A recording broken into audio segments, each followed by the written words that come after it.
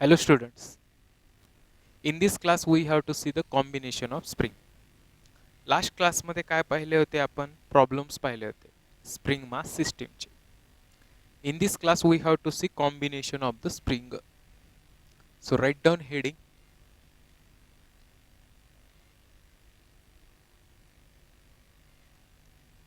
combination of spring.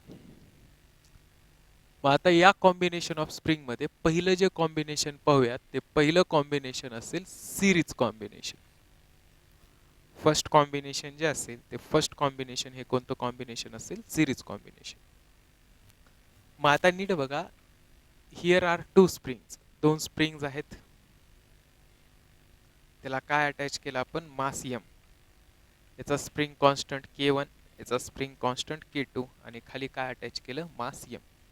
Okay मग आता बघा सिरीज मध्ये मग आता ह्याचं काय डाऊनवर्ड डायरेक्शनला ऍक्ट होणार mg तर डाऊनवर्ड डायरेक्शनला काय होणार mg. ज्यावेळेस सिरीज कॉम्बिनेशन असतं त्यावेळेस प्रत्येक स्प्रिंग वरती लागणारा फोर्स हा सेम असतो आणि त्याच्यामध्ये जे काय एक्सटेन्शन होत असतं एक्सटेन्शन हे डिफरंट होत असतं. काय एक्सटेन्शन डिफरंट होत असतं कारण फोर्स इज इक्वल्स टू काय फॉर्म्युला असतो केक्स बरोबर आणि मग काय येईल इथं k is equals to F by x म्हणजेच के इनव्हर्सली प्रोपोर्शनल टू काय असतं एक्स आणि फोर्स काय आहे कॉन्स्टंट. फोर्स कॉन्स्टंट असल्यामुळे के इनव्हर्सली प्रोपोर्शनल टू एक्स. मग हा प्रत्येकाचा के डिफरंट असल्यामुळे एक्स पण काय असतो डिफरंट. के डिफरंट असल्यामुळे एक्स पण काय असतो डिफरंट. ओके मग आता ठेवून टाका काय ठेवून टाका ह्याच्यामध्ये एक्सटेन्शन काय पकडूयात x1 पकडूत ह्याच्यामध्ये एक्सटेन्शन काय पकडूत x2. मग नेट एक्सटेन्शन काय होईल x इज इक्वल्स टू काय होईल x1 प्लस x2. मग आता x म्हणजे काय असलं टोटल फोर्स F अपॉन के केला काय लिहूयात के इफेक्टिव्ह लिहूयात. x1 काय असेल x चा formula F by K so F bye त्याचा के काय असेल k1 प्लस x2 काय असेल F अपॉन त्याचा के काय असेल k2 F F F cancel so cross multiplication करा k effective equals to k1 k2 upon k1 plus k2 म्हणजे के इफेक्टिव्ह सिरीज मध्ये काय आला k1 k2 upon k1 plus p2 किंवा 1 by K effective equals to 1 by k1 plus 1 by k2. म्हणजे हे कुणासारखं आहे रे same as a capacitor combination. म्हणजे हे सेम कुणासारखं आहे कॅपॅसिटर कॉम्बिनेशन मध्ये.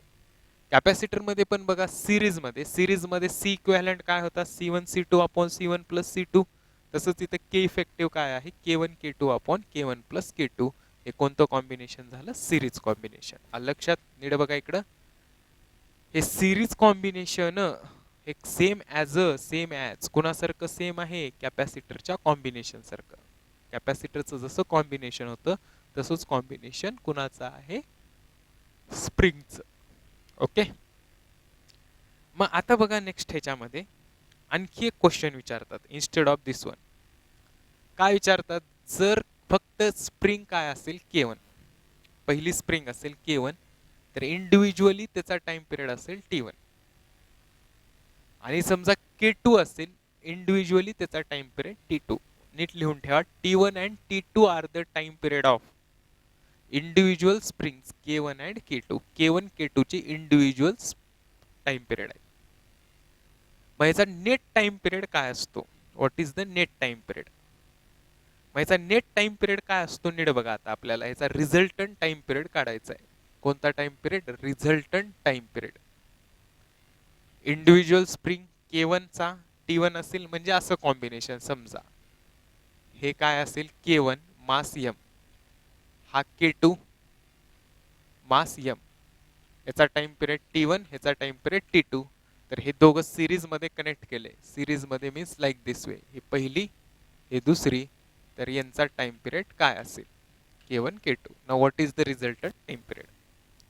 कसं टॅकल करणार आताच सांगितलं ह्याच्यामध्ये पॅरलल मध्ये काय असतं 1 by K effective equals to 1 by K1 plus 1 by K2. 1 by K effective is equals to 1 by K1 plus 1 by K2. मग टाइम पिरियड आणि के इफेक्टिव्ह मध्ये काय रिलेशन के मध्ये 2 pi under root m by के. मग time period inversely proportional to काय आहे root k squaring करा म्हणजे T square inversely proportional to काय आहे के. पण ठेवून टाका 1/k साठी टी स्क्वेअर ठेवता येते. 1/k इफेक्टिव्ह साठी टी स्क्वेअर, 1/k1 साठी t1 स्क्वेअर प्लस 1/k2 साठी 1/k2 साठी टी स्क्वेअर. स्क्वेअर रूट घ्या म्हणजे रिझल्टंट टाइम पिरियड काय आला, resultant time period under root t1 square plus t2 square. This is the resultant time period म्हणजे resultant time period काय आला under root t1 square plus t2 square. Okay, नीट बघा इकडं काय काय केलं ते. कॉम्बिनेशन ऑफ स्प्रिंग मध्ये पहिलं कॉम्बिनेशन पाहिलं सिरीज.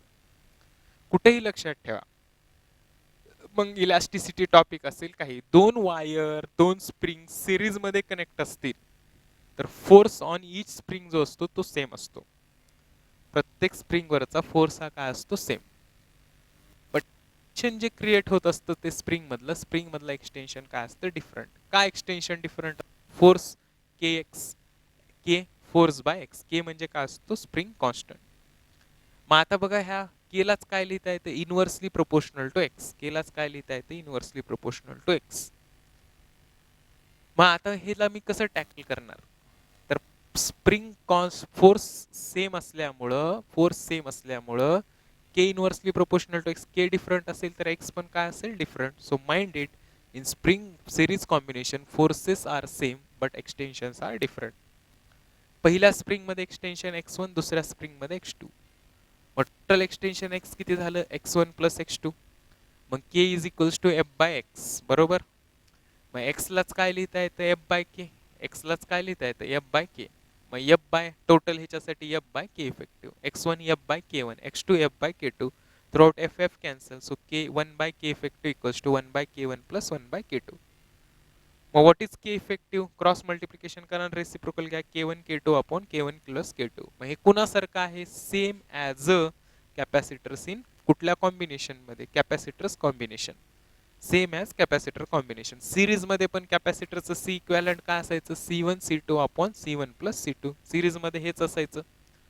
मग आता बघा आपल्याला रिझल्टंट टाइम पिरियड काढायचा आहे. इंडिव्हिज्युअल K1 स्प्रिंग असेल तर time period T1, K2 spring असेल तर टाइम पिरियड T2. सपोज मी K1 K2 मध्ये कनेक्ट केले सिरीज मध्ये, मग 1 बाय के इफेक्टिव्ह काय असतं 1 by K1 plus 1 by K2 म्हणजे time period inversely proportional to root k square केला T square inversely proportional to k. मग 1 बाय के इफेक्टिव्ह साठी काय लिहिता येतं 1 बाय के साठी, 1 बाय के साठी काय लिहिता येतं T square. 1 by K effective साठी T square is equals to 1 by के1, 1 बाय के1 साठी काय लिहिता येईल T1 स्क्वेअर, कारण 1 बाय के साठी टी स्क्वेअर लिहिता येतं. 1 बाय के1 साठी T1 square plus 1 bye K two साठी T2 स्क्वेअर. स्क्वेअर रूट घ्या, सो टी काय आलं under root T1 square plus T2 square. This is the time period. हे एक्सप्रेशन कोणासाठी आलं टाइम पिरियडसाठी. Okay, next. आता पहा सिमिलरली सिरीज कॉम्बिनेशन नंतर दुसरं कॉम्बिनेशन कोणतं पाहायचंय, parallel combination. Okay, series combination नंतर नेक्स्ट कॉम्बिनेशन कोणतं पाहायचंय, parallel combination. Second is parallel combination. आता बघा पॅरलल कॉम्बिनेशन मध्ये टेक टू स्प्रिंग्स, दोन स्प्रिंग घ्या, मास m अटॅच करा, हा K1 हा K2.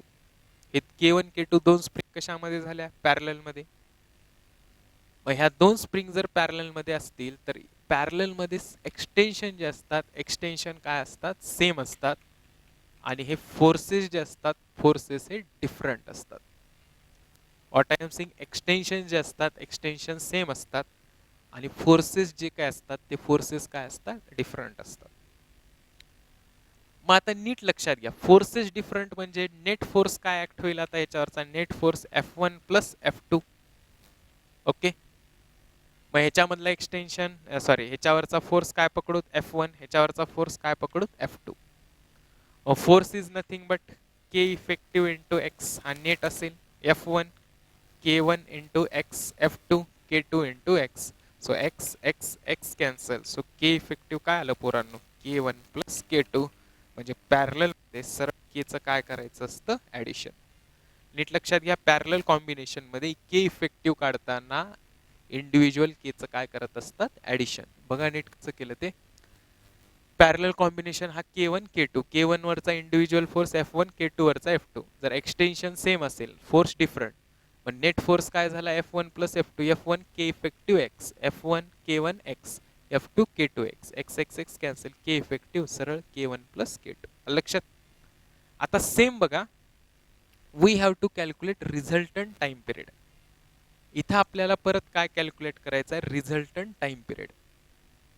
मग इंडिव्हिज्युअल K1 असताना, स्प्रिंग असताना time period T1, individual K2 असताना टाइम पिरियड T2, आणि आता कॉम्बिनेशन, कोणतं कॉम्बिनेशन, पॅरलल कॉम्बिनेशन. ह्या पॅरलल कॉम्बिनेशनचा टाइम पिरियड T, म्हणजे पॅरलल कॉम्बिनेशनचा काय करायचं आहे, रिझल्टंट टाइम पिरियड. मग आत्ताच बघितलं आपण, काय बघितलं, के इफेक्टिव्ह. पॅरललमध्ये के इफेक्टिव्ह काय असतं, K1 plus K2. Consider this is K1 आणि हा काय कन्सिडर करा, K2. के इफेक्टिव्ह काय असतं, K1 plus K2. Now see here, k inverse T square inversely proportional to k आहे, म्हणजे के इनवर्सली प्रोपोर्शनल टू काय असेल, टी स्क्वेअर. मग के इफेक्टिव्हला 1 बाय टी स्क्वेअर, K1ला 1 बाय T1 स्क्वेअर प्लस K2ला 1 बाय T2 स्क्वेअर. याचे क्रॉस मल्टिप्लिकेशन करा आणि रेसिप्रोकल घ्या, T1 square T2 square upon T1 square plus काय आलं, T2 स्क्वेअर. हे घ्या square root. So T is equals to under root T1 square T2 square upon T1 square plus T2 square. This is the, लक्षात नीट बघा, k effective equals to K1 plus K2. मग you know that k inversely proportional to T square, k इफेक्टिव्हला 1 by T square, K1ला 1 by T1 square plus K2ला 1 by T2 square. Cross multiplication करा आणि square root घ्या. This is the answer. म्हणजे T काय आलं, under root T1 square T2 square upon T1 square plus T2 square. This is the expression for time period. Okay, समजलं, series combination आणि parallel combination मध्ये. Okay, आता मी तुम्हाला याचे प्रॉब्लेम्स देतो. Do the problems, write down. Find time period, find time period, find time period.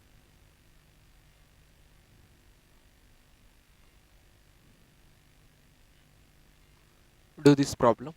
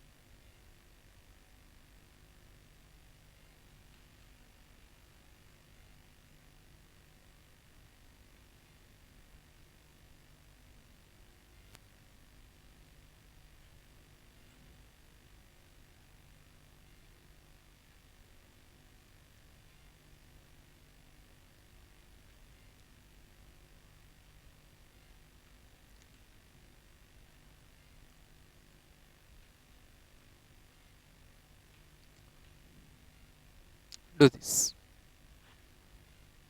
स्क्रीनला pause करा, solve करा. Okay, now look at the board. आता बघा या केसमध्ये हे काय 3K आणि K काय काय झाले एकमेकाला सिरीजमध्ये. 3K आणि K एकमेकाला कशामध्ये झाले, सिरीजमध्ये. ओके, मग 3K आणि ह्या दोघांचा आधी रिझल्टंट काढा. ह्या दोघांचा रिझल्टंट किती येईल, 3K इंटू K अपॉन दोघांचं ॲडिशन 4K, म्हणजे 3K बाय 4. 3K बाय 4 ला 2K कशामध्ये झाला, 2K कशामध्ये झाला, पॅरललमध्ये. पॅरललमध्ये 3K बाय 4 प्लस 2K. हे 4 दुनी 8, 8 आणि 3 11, 11K बाय 4. म्हणजे टाइम पिरियड काय आलं, time period is equals to 2 pi under root M upon K effective 11K by 4. हे आपलं 4 वरी गेलं. So what is time period, 2 pi under root 4M by 11K. Time period किती आला 2π√4m/11k. This is the answer. चला या problem मध्ये नीट बघा, जर विचार केला तर ही सगळ्याला सगळी स्प्रिंग काय आहे सेम. सगळ्याला सगळी स्प्रिंग काय आहे सेम. मग सगळ्याला सगळी स्प्रिंग सेम आहे म्हणजेच के इफेक्टिव्ह काय आलं, हे सगळे कशामध्ये आले सिरीज मध्ये. सर हे सगळे कशामध्ये आले सिरीज मध्ये. मग सिरीज मध्ये 1/k इफेक्टिव्ह काय असतो 1/3k plus 2k plus 1/2k plus 1/6k. हे कॅल्क्युलेशन्स करा सगळे 1/2k 1/3k 1/6k काय येईल ह्याचा के इफेक्टिव्ह. बघा हाच येतो का के इफेक्टिव्ह, किंवा करूयात आपण ह्याला टोटल डिनॉमिनेटर 6k घेऊयात. ह्याला कितीनं मल्टिप्लाय करावं लागेल 2 न, ह्याला 3 न, ह्याला 3 न, ह्याला 1 नच. 3 आणि 3 6 7 8 आणि 1 9 9/6k 1/k इफेक्टिव्ह. मग के इफेक्टिव्ह किती येईल रे पोरांनो, हे 3 3 दोन्ही 6 2k बाय किती येईल 3. सो टाइम पिरियड काय येईल 2π√m/k इफेक्टिव्ह 2k अपॉनचं 3 वरी गेलं. So what is answer 2π√3m/2k. Okay, हेच आन्सर किती जणांचं आले रेज युअर हँड. हेच आन्सर किती जणांचं आले रेज युअर हँड. पटकन हात वरी करा. Okay very good. चला या प्रॉब्लेम मध्ये now see here in this problem. चला पटकन सांगा मला, हे 2k आणि 3k एकमेकाला कशामध्ये आहेत पॅरलल. म्हणजे ह्याचा रिझल्टंट किती झाला 5k. 2k आणि 3k एकमेकाला कशामध्ये आहेत पॅरलल. याचा रिझल्टंट किती झाला 5k. आता मला सांगा 5k आणि k 5k आणि k एकमेकाला कशामध्ये आहेत भरपूर मला सिरीज मध्ये म्हणतात. ते सिरीज मध्ये नसून कशामध्ये आहेत पॅरलल मध्ये. आता नीट लक्षात ठेवा, पॅरलल मध्ये काय असतं एक्सटेन्शन सेम असतं. पॅरलल मध्ये काय असतं एक्सटेन्शन सेम. एक्सटेन्शन सेम असतं पण हे काय असतं फोर्सेस काय असतात डिफरंट. पॅरलल मध्ये एक्सटेन्शन सेम असतं आणि फोर्सेस काय असतात डिफरंट असतात. बरोबर. मग आता बघा एक्सटेन्शन सेम आहे आणि पॅरलल मध्ये फोर्सेस काय असतात डिफरंट. बघा बरं मग आता ह्या एम ला डिस्प्लेस करून बघायचं. ह्या एम ला जर मी इकडं एक्स न डिस्प्लेस केलं इकडं, तर ह्या दोघांमध्ये एक्स न काय होईल कॉम्प्रेशन आणि ह्याच्यामध्ये एक्स न काय होईल एक्सपान्शन. म्हणजे ह्याच्यातले कॉम्प्रेशन आणि ह्याच्यातले एक्सपान्शन काय आहेत सेम. तर कॉम्बिनेशन कोणतं असतं पॅरलल कॉम्बिनेशन. मग पॅरलल कॉम्बिनेशन म्हणजे काय नीट लिहून घ्या. पॅरलल कॉम्बिनेशन म्हणजे काय, if you displaced the mass, if you displaced the mass then extension or compression in both the spring, extension or compression in the both the spring, or extension in one and compression in other is same, then that is parallel combination. then that is parallel combination. Combination जर कळत नसतील तर कसं करायचं, तर मासला displace करायचं. मासला x न displace करा. जर दोन्ही स्प्रिंग मधले एक्सटेन्शन किंवा दोन्ही स्प्रिंग मधले कॉम्प्रेशन और extension in one spring and compression in another spring are same, then it is parallel combination, otherwise series. मग आता इथं बघा एक्स न इकडे ढकला, ह्या दोघांमध्ये काय येईल एक्स न कॉम्प्रेशन आणि तेवढंच एक्स न ह्याच्यामध्ये एक्सटेन्शन. म्हणजे कॉम्प्रेशन एक्सटेन्शन दोघांमधले काय आहेत सेम, आणि दोघांमधले सेम असतील तर ती कॉम्बिनेशन कोणतं कॉम्बिनेशन असतं पॅरलल कॉम्बिनेशन. मग पॅरलल कॉम्बिनेशन मध्ये के इफेक्टिव्ह, आता हे 5k आणि हा के कशामध्ये झाला parallel, k effective 6k. So time period 2π√m/k effective किती आला 6k. तर टाइम पिरियड काय आलं 2π√m/6k. This is the answer. Answer काय आलं 2π√m/6k. Okay, this is the answer. Next पुढं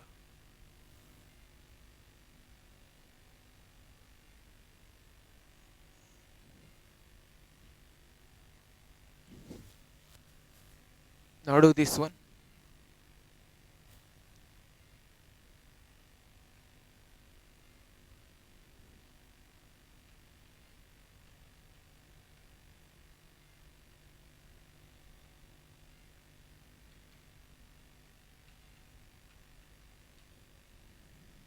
Now do this problem.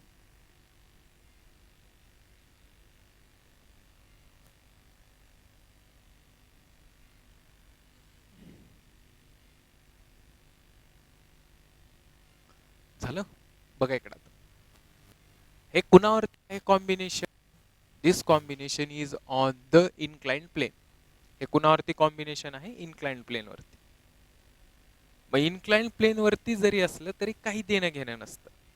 Inclined प्लेनवरती जरी असलं तरी काही देणं घेणं नसतं. देणं घेणं नसतं म्हणजे काय? तर या केसमध्ये याचे कॉम्पोनंट्स वगैरे काही घेत बसायचं नसतं, नॉर्मल वेनच करायचं असतं. मग केला के कशामध्ये आहे? पॅरलल. कळत नसेल तर एक्स न इकडे डिस्प्लेस करा. ह्याच्यामध्ये काय होईल? कॉम्प्रेशन. ह्याच्यामध्ये एक्सटेन्शन. एकाचं कॉम्प्रेशन दुसऱ्याचं एक्सटेन्शन सेम आहे, म्हणजे हे दोघं पॅरलल झाले. म्हणजे के इफेक्टिव्ह के 2k म्हणजे टाइम पिरियड काय आलं? 2 pi under root m by 2k. This is the answer. म्हणजे टाइम पिरियड काय असेल? 2 pi under root m by 2k. This is the answer. Okay. त्याच्यानंतर next, write down next problem. If mass m2 is removed, if mass m2 is removed,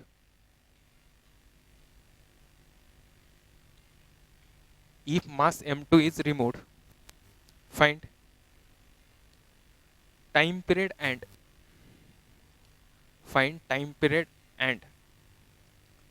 compression in the spring. Find time period and compression in the spring. Draw this diagram. Draw this diagram. He diagram draw करा.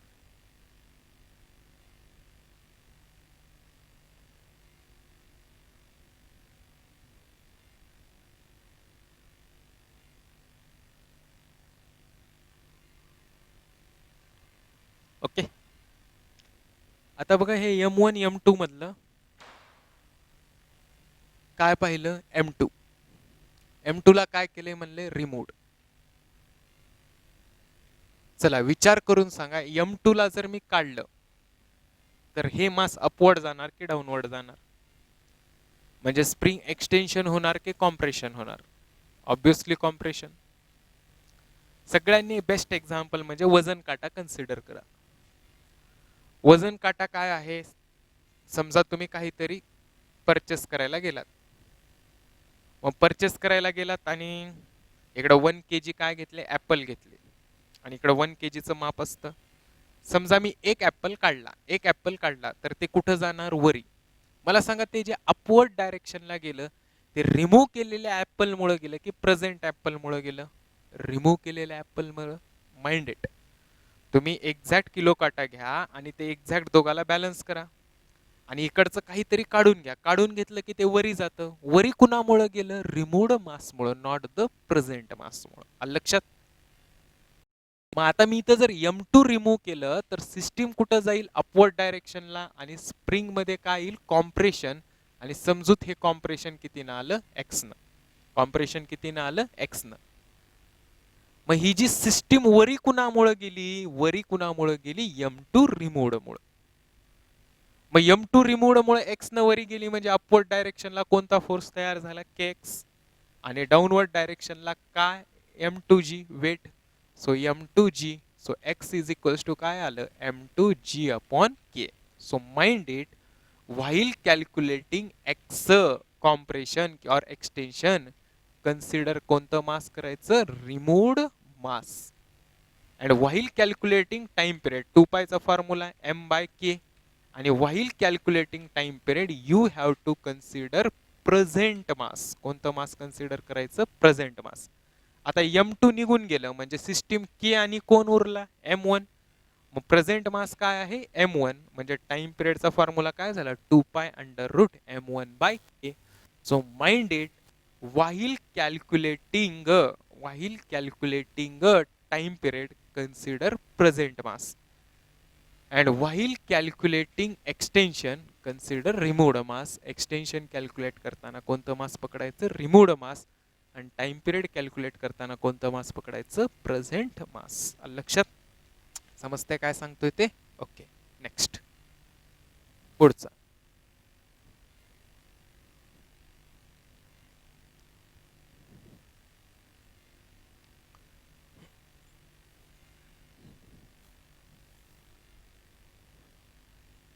Write down. If mass m is if mass m is displaced through a distance x, if mass m is displaced through distance x, then displacement of p point will be, then displacement of p point will be. Draw this diagram. Draw this diagram.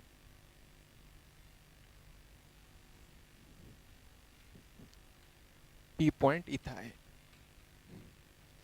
k1 k2. Mass m ला x न displace केलं म्हणते आणि p पॉइंटची काय काढा म्हणते, displacement. चला,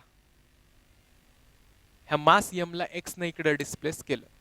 चला सांगा, both the springs are in series और पॅरलल? सिरीज. मग सिरीज मध्ये फोर्सेस काय असतो, सेम.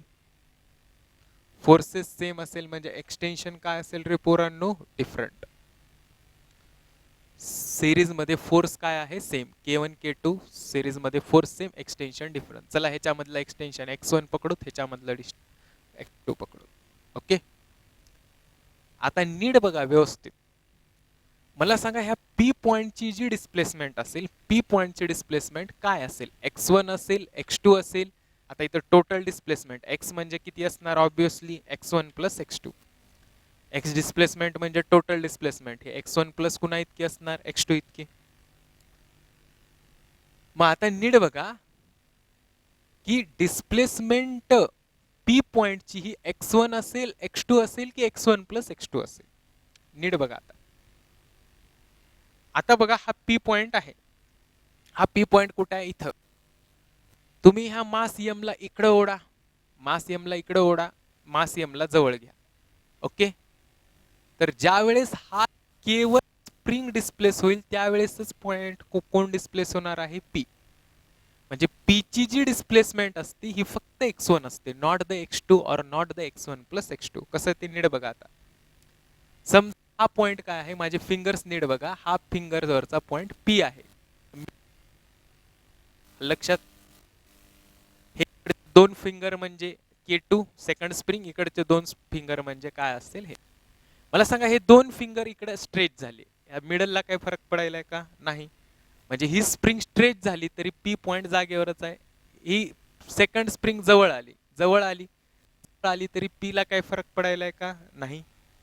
मग आता तेच बघा, ह्या फिंगर मध्ये जर आता x1 मध्ये एक्सटेन्शन झालं तर हा p पॉइंट पुढे चाललाय, कॉम्प्रेशन झालं तर p पॉइंट कुठे यायलाय, पाठीमागे यायलाय. म्हणजे ह्या p पॉइंटची जी काही डिस्प्लेसमेंट आहे कुणामुळे व्हायलाय, x1 मुळे.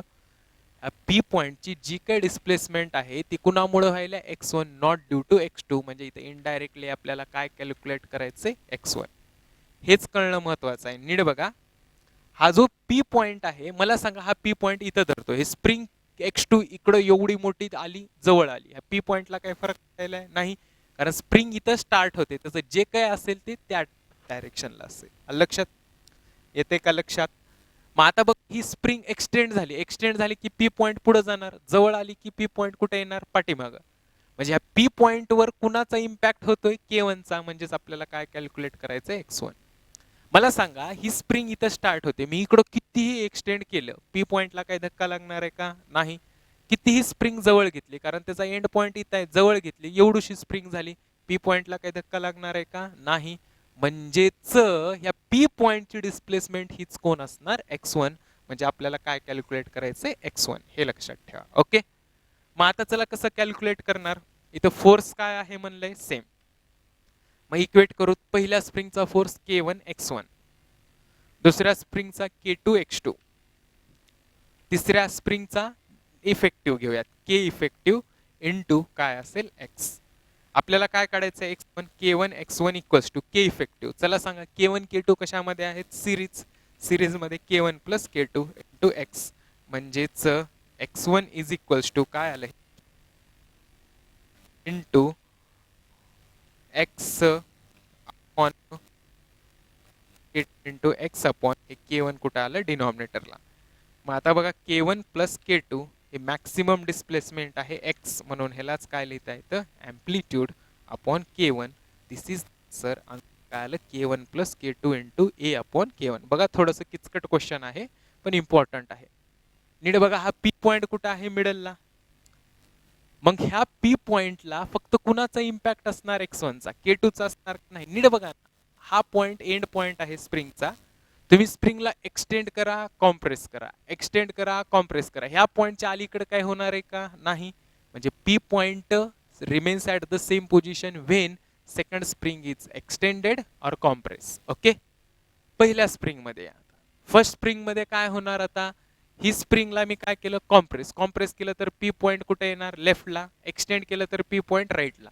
म्हणजे या पी पॉइंटची जी काही डिस्प्लेसमेंट व्हायला it is due to first spring. First spring म्हणजे कोण x1 आपल्याला काढायचं. मग टोटल किती झालं extension x is equals to x1 plus x2. हे कधी फोर्सेस सेम आहेत म्हणून. मग सिरीज मध्ये फोर्सेस सेम आहेत तेच इक्वेट करा K1 x1 is equals to K2 x2 is equals to K effective into x. आता K इफेक्टिव्ह सिरीज मध्ये K इफेक्टिव्ह काय असणार addition K1 plus K1 x1 काय आलं K1 plus K2 upon K1 into x. This is your answer. मग x1 लाच काय लिहिता येतं अँप्लिट्यूड. आता बघा ह्याच्यात 3 क्वेश्चन तयार करता येतात. मला सांगा जर पी पॉइंट इथं असता पी पॉइंट इथं असता तर आता ह्याला कुणाचा इम्पॅक्ट पडला असता x1 plus x2 बोथचा. x1 plus x2 कुणाचा पडला असता बोथ. कारण आता बघा ह्याचं एंड पॉइंट कुठं आहे इथं पण आहे इथं पण आहे. ही स्प्रिंग इकडे जाऊ द्या ही स्प्रिंग इकडे जाऊ द्या पी पॉइंटला. मग त्यावेळेस डिस्प्लेसमेंट पी पॉइंटची किती झाली असती एक्सच. कारण मासची जी डिस्प्लेसमेंट होईल तीच डिस्प्लेसमेंट पी पॉइंटची कारण मासला चिटकूनच काय आहे पी पॉइंट. आणि हा जर पी पॉइंट इथं असता तर ह्याची डिस्प्लेसमेंट किती असते रे पोरांनो 0. काय इथं असता तर 0 डिस्प्लेसमेंट असते. येते का लक्षात. आणि मला सांगा हा पॉइंट कुठं हलणार आहे का नाही कारण हे एंड काय आहे रिजिड एंड. इथून पुढे एक्सटेन्शन कॉम्प्रेशन होईल. हा point remains at the same position. म्हणजे पी इथं असता तर डिस्प्लेसमेंट 0 पी इथं असता तर डिस्प्लेसमेंट एक्स जी काही मासची असेल तीच पी पॉइंटची. आणि पी सेंटरला असता तर आन्सर काय आलं असतं K1 plus K2 into A upon K1. हेच काय आलं असतं सर लक्षात. Okay this is the answer. समजलं. ह्या पॉइंट ह्या प्रॉब्लेमला डबल स्टार किंवा काय करून ठेवा triple star. This is one of the most important question. हा पण एक प्रकारे मोस्ट इम्पॉर्टंट क्वेश्चन असतो. ओके त्याच्यानंतर नेक्स्ट क्वेश्चन किंवा नेक्स्ट हेडिंगच लिहा cutting of the spring. Write down next heading cutting of the spring.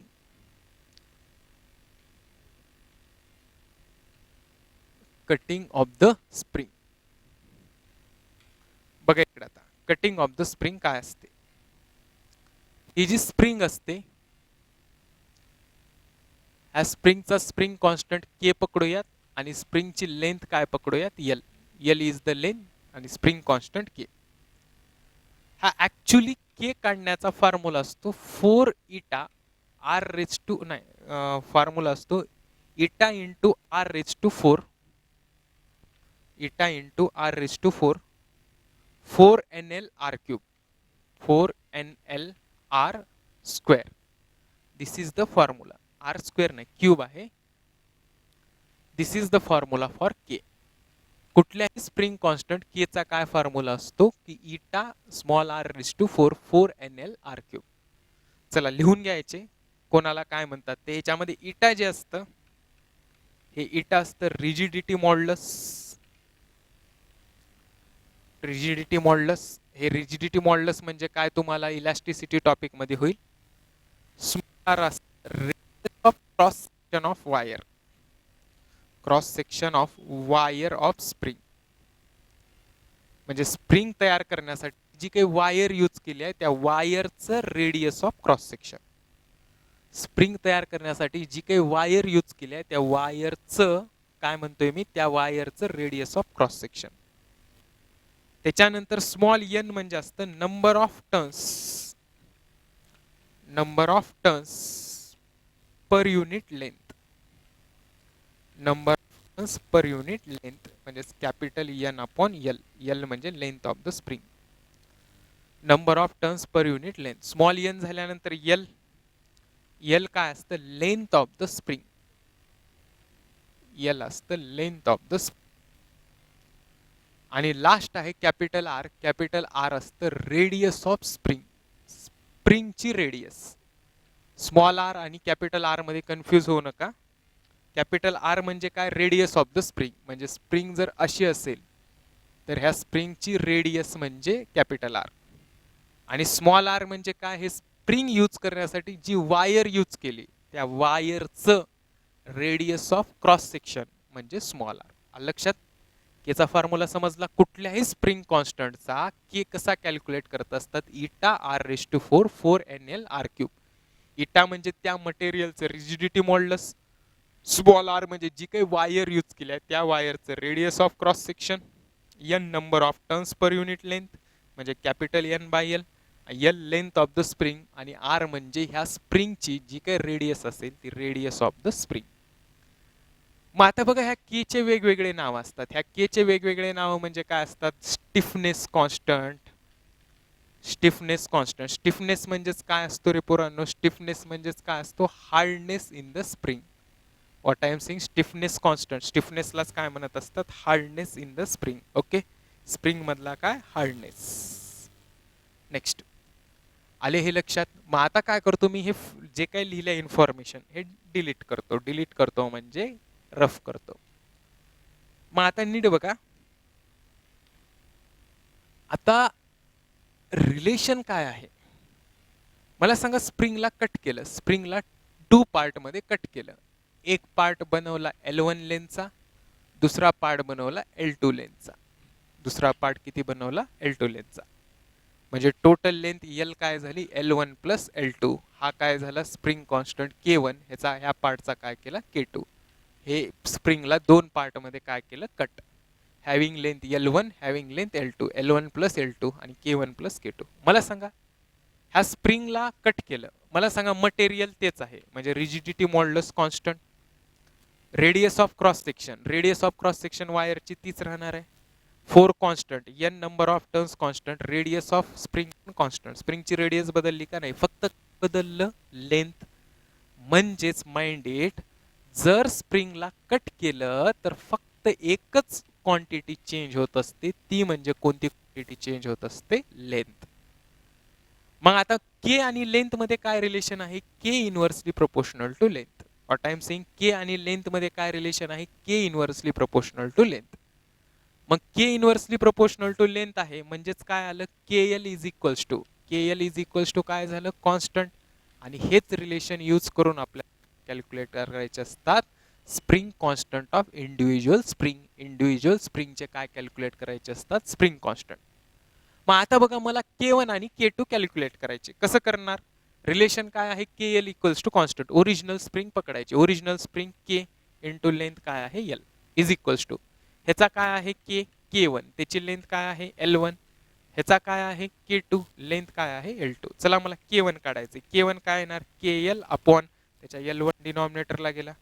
K2 काय येणार, ह्या दोघाला इक्वेट करा, K2 equals to KL upon L2 डिनॉमिनेटरला गेलं म्हणजे हे K1 आलं KL अपॉन L1, K2 आलं KL अपॉन L2. लक्ष नीट बघा, स्प्रिंगला कट केल्यानंतर एकच क्वांटिटी चेंज होत असते, ती क्वांटिटी म्हणजे कोणती असते, लेंथ. स्प्रिंगला कट केल्यानंतर एकच क्वांटिटी चेंज होत असते, ती म्हणजे कोणती, लेंथ. मग कट केलं की के आणि लेंथ मध्ये काय रिलेशन आहे, K inversely proportional to length म्हणजेच K L is equals to constant. मग के एल कॉन्स्टंट म्हणजे K L is equals to, आता बघा रिलेशन कसं लिहिलं, मोठ्या स्प्रिंगचं K L equals to K1 L1, K1 L1 is equals to K2 L2, K2 L2. मग आता बघा व्यवस्थित करा, ह्या के एल आणि K1 L1 ला इक्वेट करा. K1 काय आला, KL अपॉन L1. के एल आणि K2 L2 ला इक्वेट करा, K2 equals to KL upon L2. Okay, आता बघा ह्याच्यावरनच प्रॉब्लेम घेऊयात. काय प्रॉब्लेम घेऊयात, एक सिंपल प्रॉब्लेम घ्या, write down problem. A spring have spring constant K, a spring have spring constant K, a spring have spring constant K and length L, spring constant K and length L. If it cut in the ratio 1:3, if it cut in the ratio 1:3, if it cut into ratio 1:3 and both the parts are connected in, and both the parts are connected in parallel to the mass m, find its time period of oscillation. And both the parts are connected in parallelly to mass m, then its time period. त्याचा काय काढायचं आहे? Time period. बघा एकदम सोपा problem आहे. आधी आपल्याला काय कॅल्क्युलेट करावं लागेल? त्या इंडिव्हिज्युअल ह्याचे स्प्रिंग कॉन्स्टंट K1 आणि K2. आत्ताच मी शिकवलं कटिंग ऑफ द स्प्रिंग. किती पार्ट मध्ये कट केले? 1 आणि 3. 1 आणि 3. म्हणजे दोन पार्ट करूयात. पहिला पार्ट ज्याचा K1 पकडूत, हा दुसरा पार्ट त्याचा काय पकडूत? K2. मग मला सांगा 1:3 पार्ट मध्ये कट केले. 1:3 पार्ट मध्ये कट केले म्हणजे लेंथ किती येणार? ओरिजिनल लेंथ दिली आहे. ओरिजिनल लेंथ काय दिली आहे? L.